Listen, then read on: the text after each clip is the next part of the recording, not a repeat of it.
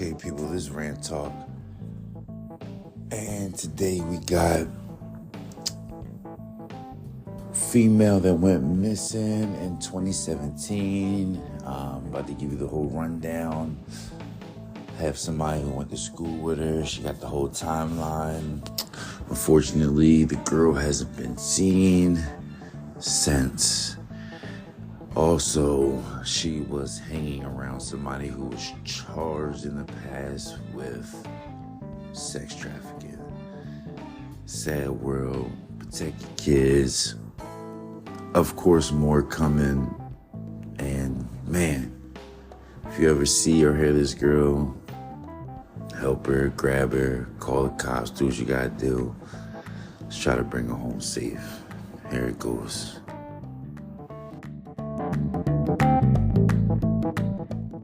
That was,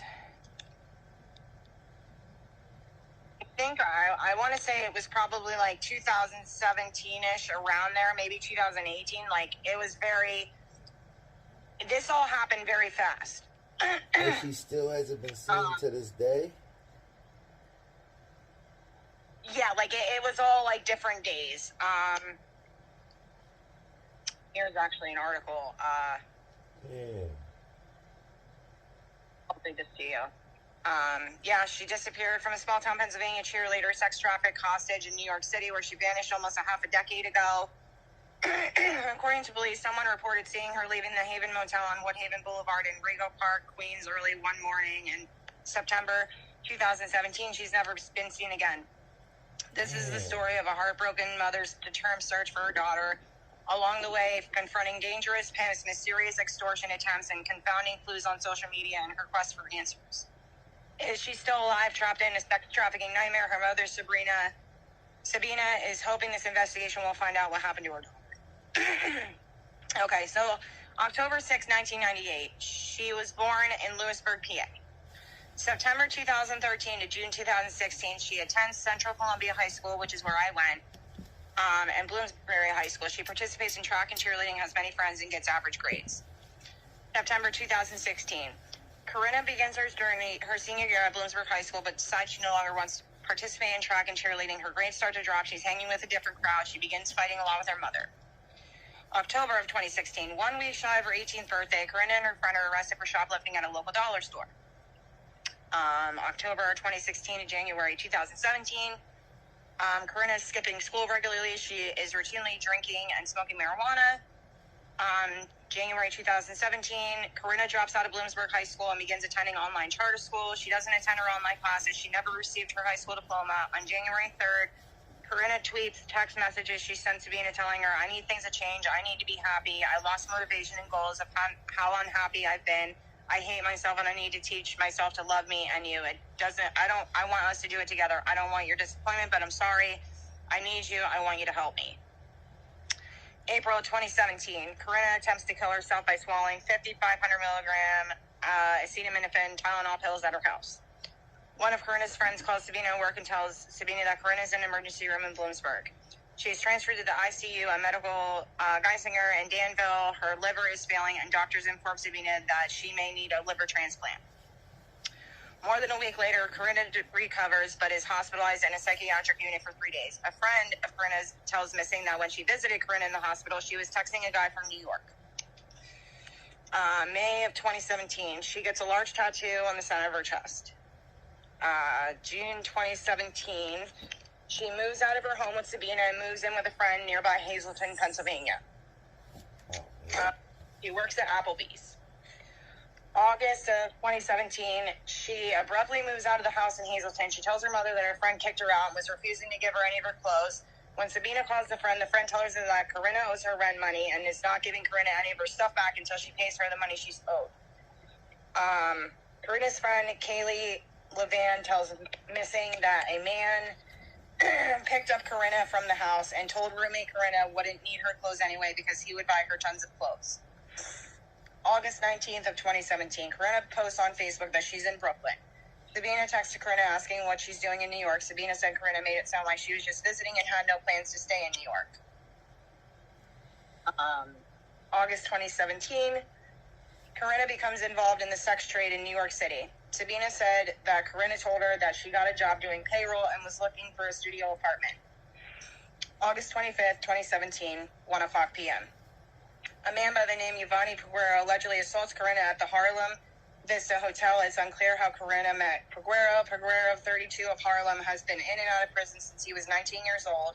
He's been arrested 9 times and has been convicted of burglary, robbery, sex trafficking, promoting prostitution, assault, harassment, criminal mischief, possessing and selling drugs, resisting arrest, and disorderly conduct.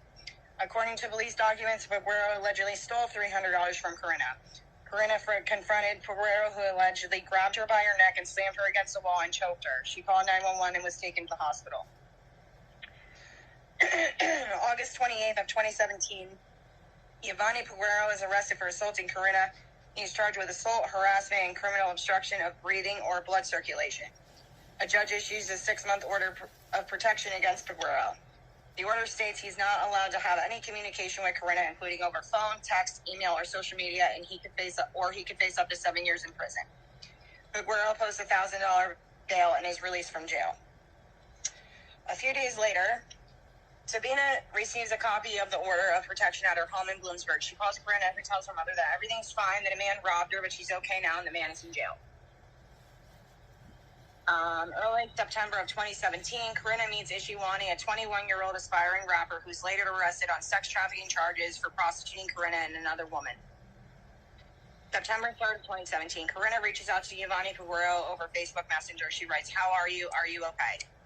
September 7th, 2017, Peguero responds to Corinna over Facebook Messenger in violation of the order of protection. He writes, "Hi, how are you? Are you all right? I miss you still." September 7, 2017. Now, this is even some stuff that I didn't even know, so this is interesting. Corinna tweets about getting her first apartment in New York in Tyrone Park in the Bronx. She writes pictures of the apartment. "Never been more happier in my life. Forever dream accomplished." September 8th of 2017. The last time Corinna updates her profile pictures on Facebook and Instagram, she writes, "Cheers to pumpkin spice and fall fashion in my new home." September 10th of 2017. Corinna posts her last post on social media. She posted a picture of someone smoking what appears to be marijuana. She writes, "Siphon midday mid-road is always good for the soul." It's unclear if it's Corinna in the picture. The identity of the person in the picture has never been confirmed. The location of the Instagram post is in the Bronx. September 10th to the 20th of 2017, Ishiwani and Corinna exchanged 806 text messages. September 11th, 2017, Corinna's aunt sends Corinna several text messages trying to check in with her after hearing that Corinna was assaulted. "I just found out what had been going on with my favorite niece," she wrote. "Going on? Not much is going on. What do you mean?" Corinna responded. The aunt asked Corinna about the man who hurt her.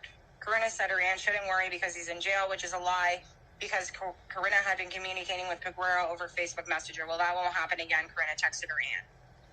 September 16th, 2017 at 11:27 p.m. Ishiwani sends a picture to Corinna over Facebook Messenger of himself, Corinna, and another woman. The other woman would later be identified as Wani's sex trafficking victim. She was also advertised with Corinna as a 2-girl special. September 20th, 2017, the last day Corinna is seen. According to police, someone reported seeing Corinna leaving the Haven Motel on Woodhaven Boulevard in Rego Park, Queens, early in the morning.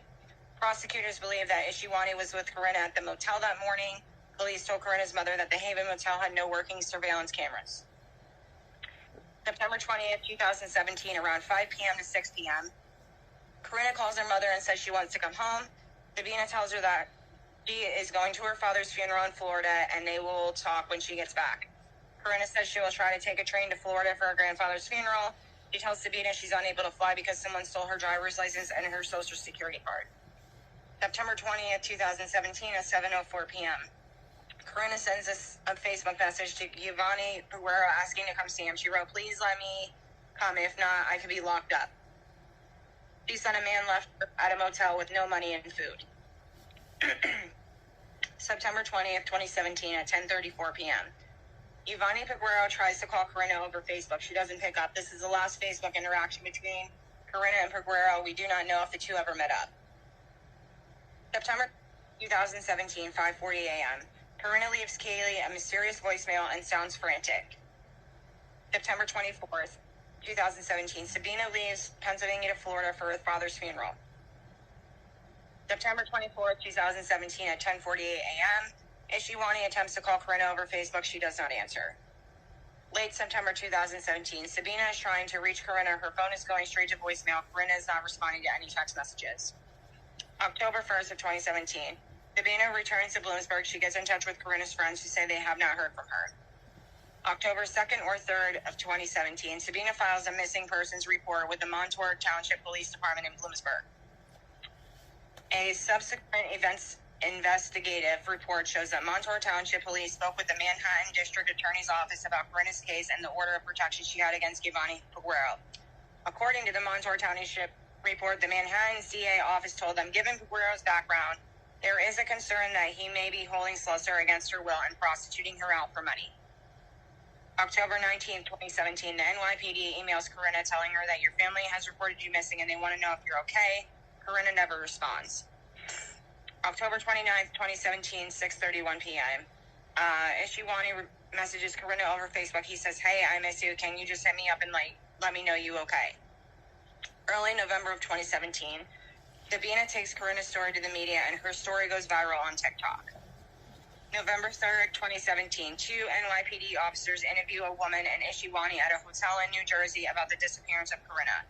We do not know what they told the police because the police will not release their investigative records on Corinna's case missing because Corinna is considered a victim of sex offense. The NYPD would not do an interview with missing to discuss Corinna's case. They said in a statement, we are unable to accommodate the request for an interview. The investigation remains ongoing. November 9th, 2017, a former detective in the Grand Prairie Police Department in Texas says he received Crime Stoppers tip from the NYPD that Corinna may be in Grand Prairie being held captive. April 2018, someone tries to extort Sabina for $7,500, saying that they had Corinna and were holding her captive. Sabina tries to wire money to them, but the money doesn't go through. The person said to meet them with the money in the parking lot of a women's hospital in Greensboro, North Carolina. The NYPD advises Sabina that it could be a scam. Sabina almost goes, but decides against it. She said the next day the person messaged her saying, remember this day, though, April 17th, Tuesday, 2018, because it's the day you almost got her. Spring of 2018. Sabina receives an anonymous letter in the mail to her home in Bloomsburg. The man only identifies himself as Carlos C. He said he believes he saw Corinna on September 26, 2017, around 8:30 p.m. near 67th Road in Queens. He said the woman was chasing after his friend and was shouting that she was going to sue him. The man identifies his friend by first and last name in the letter. He said he tried texting his friend, but his friend never responded. Missing attempts to contact the man's friend, but could not find any working contact information for him. Spring of 2018, the FBI becomes involved in the investigation. The FBI raids Corinna's room in Bloomsburg. They take some of her personal items and get a DNA sample from Sabina in case they find Corinna's body or any other evidence of what they may have happened to her. The FBI tells Sabina that Corinna's phone was last pinged in Jamaica, Queens. February 26th of 2018, police arrest Ishiwani at a hotel in New Jersey for possession of drugs and for allegedly assaulting the woman who is pictured in the photo Wani sent to Corinna over Facebook Messenger on September 16, 2017. May of 2018, Giovanni Peguero and Marcus McRae are charged with promoting prostitution in Manhattan. The Manhattan DA will not tell missing who the prostitution charges involved, but according to court documents, Peguero and McRae between June 7, 2017 and October 13th of 2017 knowingly advanced and profited from prostitution by managing, supervising, controlling, and owning either alone or in association with others a house of prostitution and a prostitution business and enterprise involving prostitution activity by two or more persons for prostitution. Sabina investigators told her that McRae posted online sex advertisements for Corinna. October 31st of 2018, Ishiwani is arrested on federal charges for sex trafficking Corinna and the woman pictured in the Facebook photo that Wani sent to Corinna on September 16, 2017. FBI Assistant Director in Charge William F. Sweeney Jr. said in a press release, as alleged, Wani compelled his victim to engage in prostitution through force and coercion and used both this victim and Corinna Slusser, who has been missing since September 2017, in online advertisements promoting prostitution. November 28th of 2018.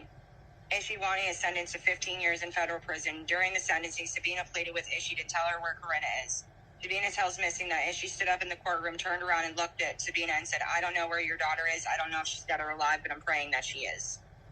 Ishiwani is serving out his sentence at the Terre Haute Federal Prison in Indiana. He's expected to be released on November 28th of 2031.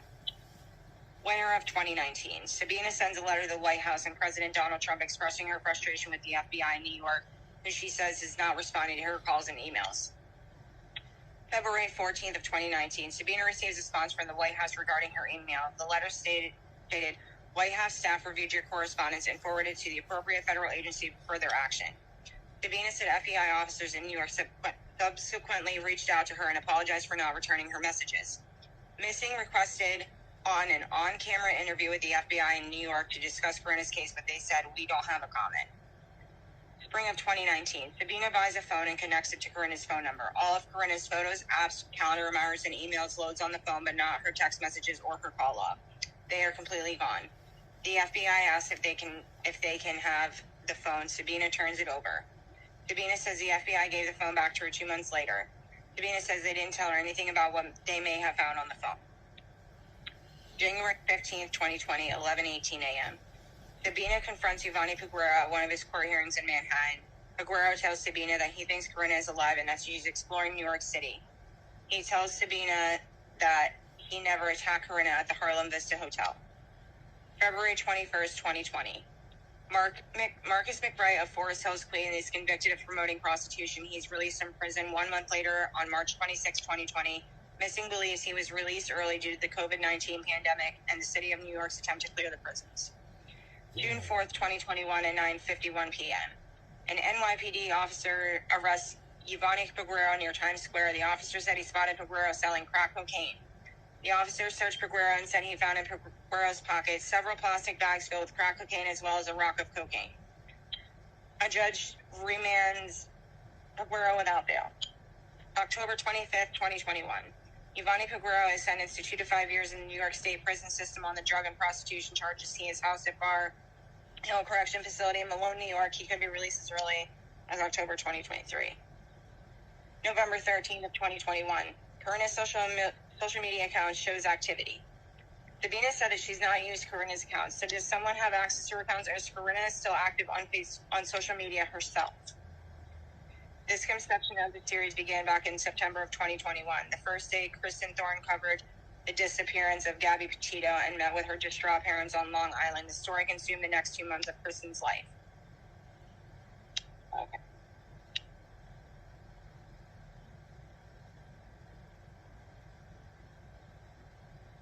Oh, okay. This ties into this. Throughout this time, Kristen spoke routinely with Gabby's father, Joseph. Most of what they spoke about, she has never reported, but one thing he made clear to her is that he wanted the media to cover other missing people. He said they deserved attention too, and he was right.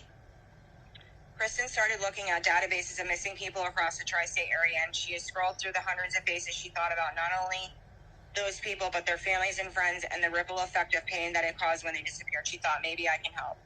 She started calling private investigators around New York City looking for cases to profile. We first profiled the story of Leanne Marie Hausberg, which you can watch below. In our second story, we examined the disappearance of Chelsea Cobo. You can watch below.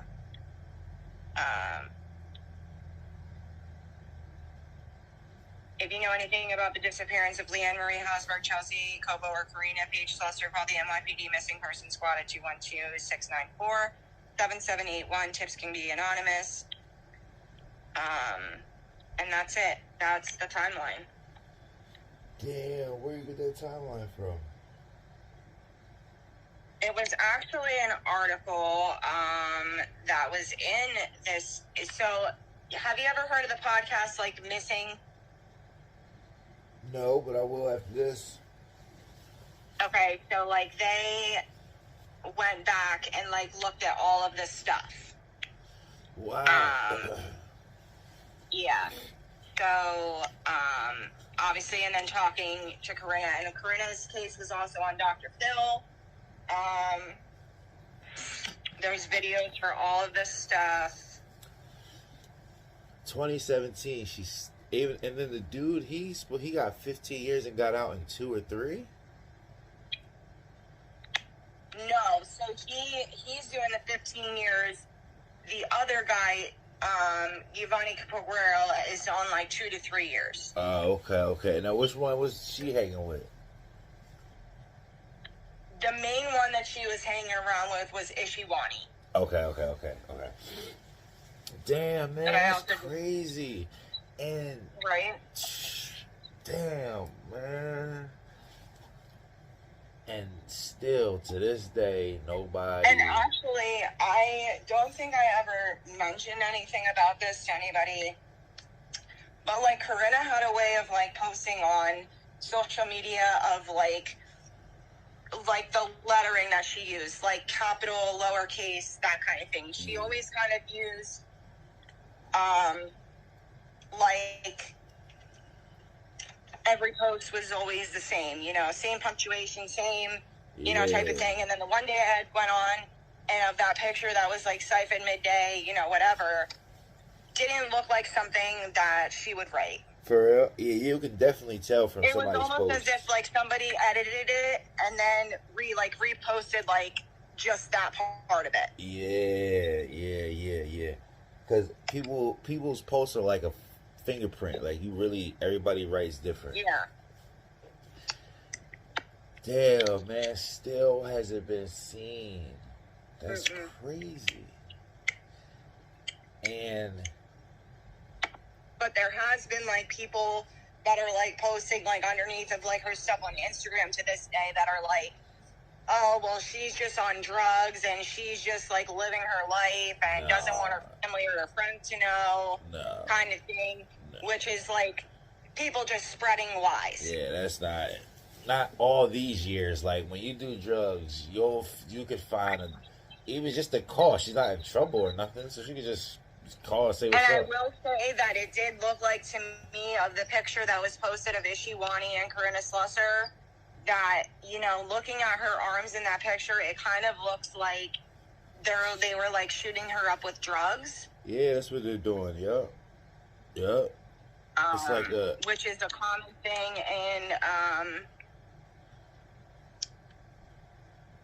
like we was talking, it becomes physical, especially when somebody's sitting there and just basically making you do it, and ain't no telling where she's at now. Because she's hot in New York, they probably moved her. Damn, that's crazy. That's what I'm saying. And who's to say that they didn't send her to, like, another fucking country, dude? Yeah. You know, like... Yeah, because she's too hot. Her face is too hot. So, man, I think I would have went to that North Carolina meet or wherever. Like... That's what I was thinking myself, you know, as a parent, like, that's my kid. Yeah, I'm chasing them leads all around wherever. I gotta see that everyone's fake because... for real, I'm going to try to kidnap whoever that is, to be honest with you. But here is the kicker, okay? So I had gone on the page the other day because I'm always constantly thinking about her, and I'm always constantly still having that hope that if they find even just her body, you know what I mean? Like somebody, like finding her, you know? Anything. So I randomly come across this post from this guy that was friends with Giovanni Puguero. Damn, they got a whole ring going. I'm trying to find it. Give me 1 second. I wonder how they... I think I just found a new thing I'm about to do. I'm going to try to find... Because they got... If they're...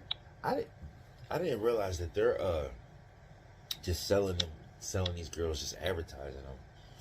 Like... Oh, man.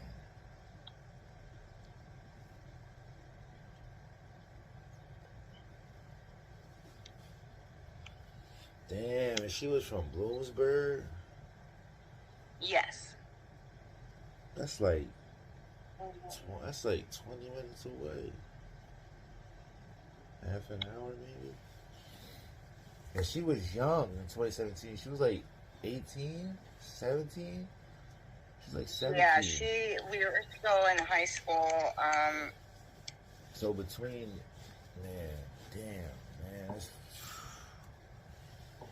that's messed up. That's messed up.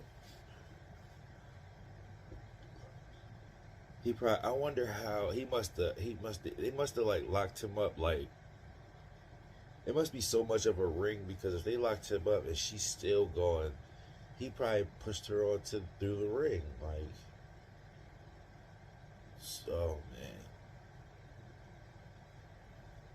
damn. So apparently, okay, here it is. I know Giovanni Figueroa personally. I met him through a childhood friend. I've been to his parents' home in Manhattan. I'm not going to sit by my phone waiting for a message, but I'm available. I'm around. Just message me. And he posted a picture of them together. He said, it's not enough for the FBI that I'm virtually a prisoner in my own home. They stalk me on social media as well. I hope you guys are happy with the job the FBI is doing in the Ernest Lester case because this is most certainly an illegal practice and exercise of their powers. Wait, who wrote that? The guy that is like friends with Giovanni Figueroa. He posted this in this group. What? But there was like a whole thing that he posted about how the FBI like literally like basically they're just watching him. They're constantly like, you know, stalking him, type of thing, like fucked his whole fucking life up because of this whole situation and them obviously being, you know, friends or whatever. Damn. Has anybody talked to him to see if he's seen her?